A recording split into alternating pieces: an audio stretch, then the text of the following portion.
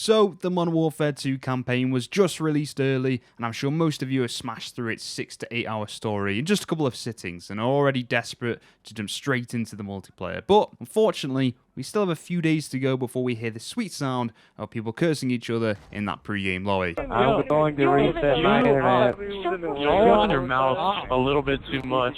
But it's so close, I can almost taste the sweat. But until then, let's just chat about the campaign and share our honest thoughts about what was good and also what wasn't so good. Because I do have a few bones to pick with Modern Warfare 2, but we'll get into that in just a moment. But firstly though, if you do go on to enjoy the video, hit the like button for me. It would really mean a lot. If you fancy sticking around, hit subscribe as well. But without further ado, let's jump into my opinion on the Modern Warfare 2 2022 campaign. Shut up. It's supposed to be fun. If you want to bitch and complain about people, you fucking leave. So first of all, the graphics and presentation, for the most part, are very, very good. It's not a massive upgrade on its predecessor in 2019, but that game already looked great in its own right, so, you know, we can't expect too much. And we must remember that it is still a cross-generation game, so it's still trying to factor in the older consoles, of course. So if you're expecting leaps and bounds into the graphical realm of next-gen, you might be a little bit disappointed. There are some moments that really blew me away graphically, and then on the other hand, there's some that genuinely look worse than 2019, which I'm not really sure. I have no explanation for this, but maybe it's just the contrast that makes it stand out so much, because the highs are so high. In some areas it looks super, super good, and in some areas it just looks a bit strange and a little bit off. The cutscenes, though, on the other hand, are fantastic. Specifically, the character models and the facial expressions during those cutscenes are super realistic. And I know they're pre-rendered, but you still have to give the animation team props for that. It is a brilliant presentation overall. So the graphics are good. We know that. We kind of saw that in the trailers, and I was expecting it, bar the jarring little dispositions here and there. But what about the missions themselves and the gameplay? Well, to be honest, the missions are really thought out. I actually really like the variety. No mission really felt the same, and they added some really interesting mechanics to some of these missions as well, which I just simply didn't expect. I mean, to start off with, you do go through a few slower paced missions that really gained popularity in 2019, and you feel the influence that game has left on this title as well, almost immediately. And then they jump straight into some standout missions as well, like the AC-130 and battling through the favela, and then the sniper mission, of course, which is a throwback to All Gillied Up. And all of these have brilliant design. However, there is no real all-out war missions, which I was expecting to see. And it's very, very old school kind of gameplay, and it makes sense why it's not in this game when you consider the actual story, because it is centered around this Spec Ops team. But in the original Modern Warfare games, you had the contrast between the Special Ops missions like Task Force 141 or the SAS,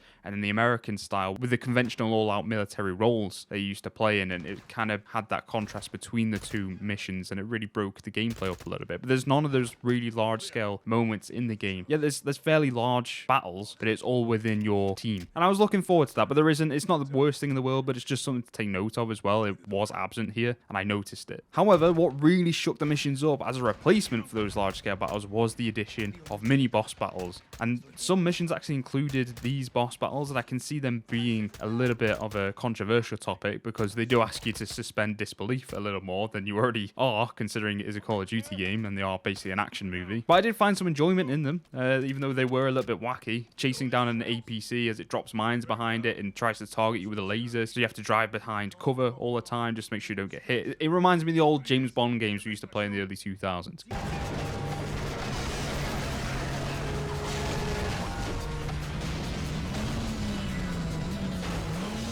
And I think it is going to be a love it or you hate it mechanic. In addition to this, they did add some really interesting overall mechanics that lend themselves to some of the missions specifically, like the crafting and the backpack. Really enjoyed them. They're very different, and it does break the traditional Call of Duty mission structure a little bit, and I can see people not liking this either. Again though, it's not in every single mission, and you don't rely on it too much either. I think it's only 1 or 2 missions that you really rely on it to basically progress in the game, but other than those 2 missions, it's still there, the backpack's still there, but it's optional, completely optional. So if you want to avoid it and you don't really like the mechanic, you don't really have to use it, but I liked that it was included there. It took me by surprise when you were first introduced to it as well, and it was implemented really well. It didn't just seem like it was tacked on for no reason. And of course, they've got that in there because of the DMZ and Warzone modes, so obviously it's going to be well designed for those mainstream modes, so they just tacked it onto the campaign, but it doesn't feel tacked on either, is my point. The only thing I really didn't like about the missions themselves, though, is that they were structured structured really awkwardly. In particular, right at the beginning, or the beginning half of the game really, the missions are fairly short at the start, and you're constantly jumping from gameplay to cutscene, back to gameplay, and each time you do that, you're with a different character in a different place, it's sometimes at a different time as well. And when you're just getting started in the game and it's constantly chopping and changing, it can feel really jarring. It does mellow out towards the end, and missions do tend to get a bit longer. You get to feel a bit more time with the characters as well. But right at the beginning, I was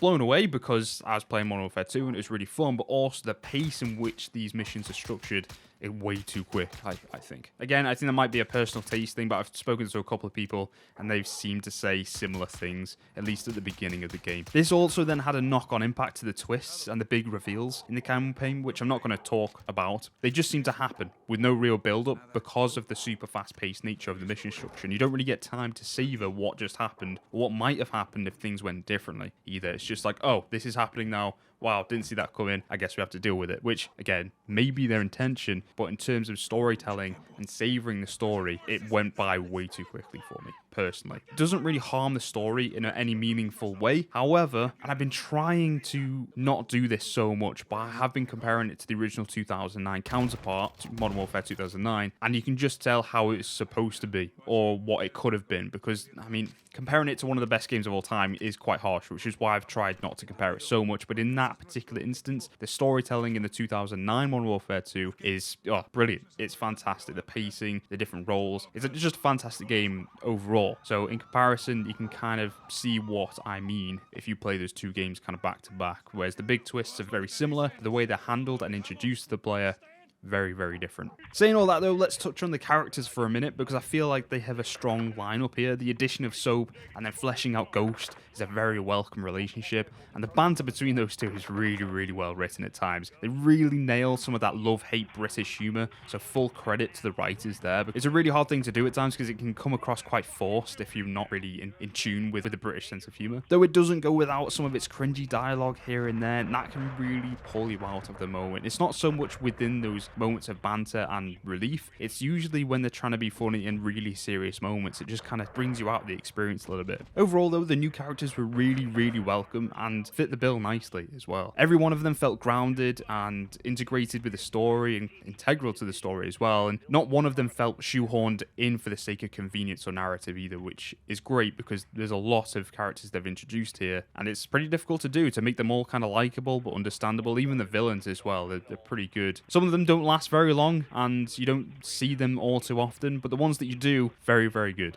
Okay, so I'm going to wrap this up with a few minor nitpicks and then give you my general overview of the game as a whole, just to create some discussion here. So firstly, one of my biggest nitpicks was that the AI kind of sucked at times. Sometimes it was great, but sometimes it acted really strange, considering this is one of the big selling points of the game was realistic AI. I didn't really see it, and in some cases it felt worse.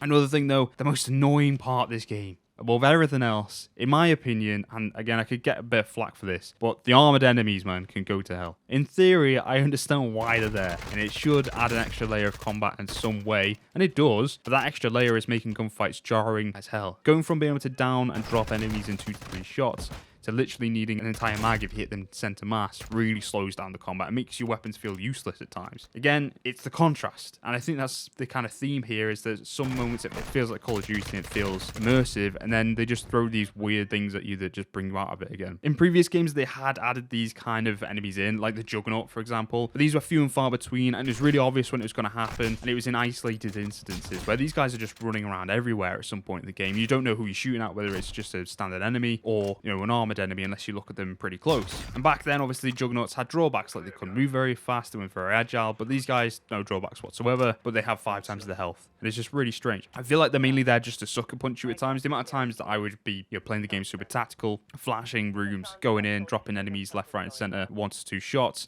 and then I go around a corner and 2 of these guys are just waiting for me, and they just rush, and there's nothing you can do. There's nothing you can do, because even if you land every shot, the amount of damage you're outputting compared to them, you're going to lose, especially on the higher difficulties as well. So what you tend to do in those moments is die, and then you'd go back to that room and go, well, the only thing to do now is just launch 4 grenades in there and wait for the armor break sound, and then you can push in. And that's all good if you know that's the only room, but the next room may or may not have loads of those guys in it as well. So you end up just approaching every single room the same way, just by throwing grenades in there, seeing if you get an armor hit, and if you do, throw some more. It's just, yeah, it's not very fun, is what I'm trying to say. It's fine, but it's not very fun long term. Like I said, on lower difficulties, these guys might not be an issue at all, but the harder modes, Jesus Christ, they are annoying. Again, a tiny nitpick, it really didn't affect the game too much. It's just something that I noticed, and if they weren't there or just had slightly less health, the game would be significantly less frustrating, I think. And then lastly, my very last nitpick, I swear, and then I'll go into something positive, is that the ending was a little anticlimactic. I mean, something happens, but you don't really see it, and you don't really do anything. It just happens, and then that's the end. The final mission was good.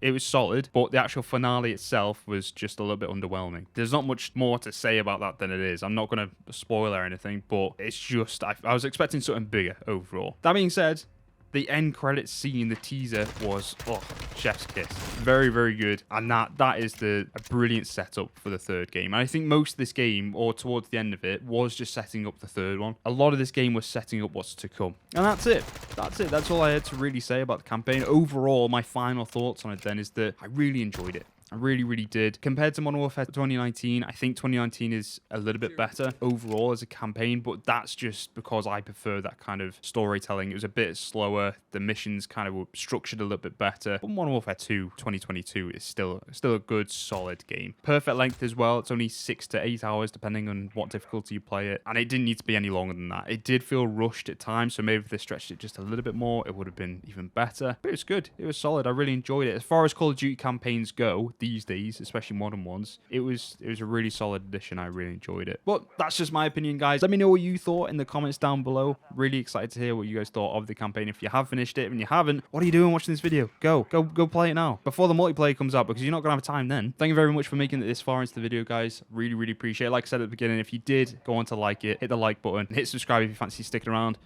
But until next time, cheers.